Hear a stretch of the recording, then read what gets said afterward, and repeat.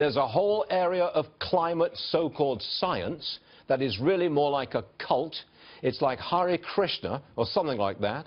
They're glassy-eyed and they chant. It will potentially harm the image of all science. Wait for it. That is from Princeton, emeritus physics professor and former director of the Office of Science at the Department of Energy, William Happer, who joins us now.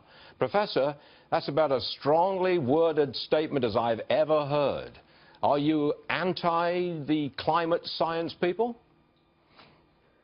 Well, yes, but let me take this opportunity to apologize to the Hare Krishna people who have noble goals, and I really am sorry I used that simile. Well, what exactly are you saying? Are you saying that climate scientists walk in lockstep and they're not allowed to break out of that? Is that it? No, there are many very good climate scientists. I especially admire climate scientists who do measurements, you know, of temperatures from satellites, properties of the oceans from buoys, you know, concentrations of CO2. These are good scientists, and we should support them. I'm all for them. But there's a cult that's built up around them, you know, and anytime you confront them, instead of talking about the science, they talk about 97% agree with us, you know, we have to be right, you know, so that's what I meant by a cult. Could anyone get a job in the climate science department of a major university if they're not gung-ho global warmers? I don't think so, certainly not for the last few years, but I hope that will change, because there's a lot of important climate science that ought to be done, and I hope it will be done. You're not a skeptic, are you? You do believe that the climate is changing and it's human beings who are at least partly responsible. That, I think, is your position.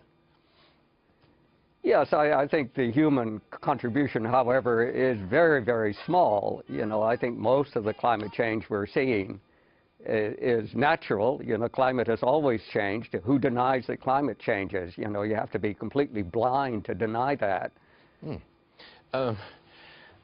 Is the planet, can the planet be saved? Are we doomed? Because that's what we constantly hear. We've only got a few years left.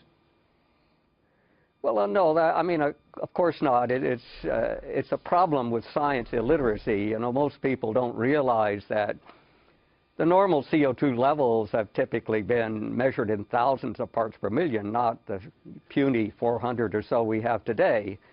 And the Earth thrives, so the idea that the Earth has never had high CO2 levels, it's completely false. Most of the time, it's never had such low levels as we have now.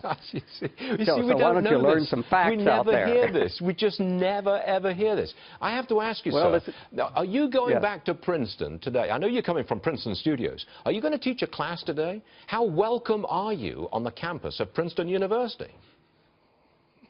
Well, first of all, I'm retired from teaching, and secondly, I teach physics, you know, so I teach quantum mechanics, electricity, and magnetism. When I was still teaching, you know, I don't teach climate, but are you welcome you know, on I campus? am welcome on the campus. You are? Well, we're very pleased to hear that.